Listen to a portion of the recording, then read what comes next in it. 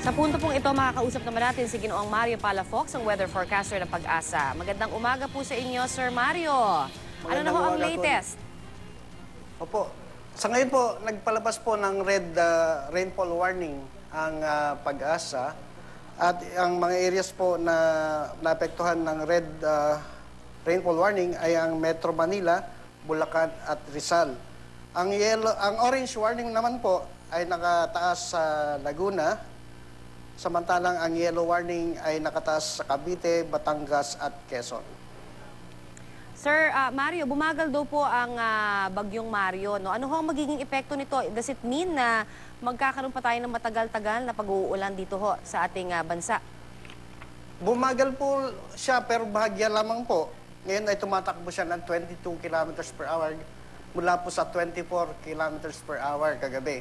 Oo. So konti lang po yung binagal niya at ano po, dahil yung kanyang direction ngayon ay mas mababa po kaysa doon sa direction niya kagabi, inaasahan po natin na mas mapapaaga po yung kanyang paglandfall.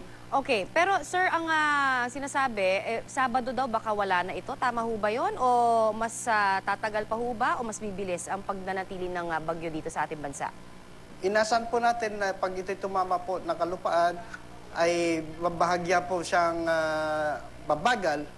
At sa Sabado po, nandito po sa ating loob ng area of responsibility. Inasahan po natin by Sunday po.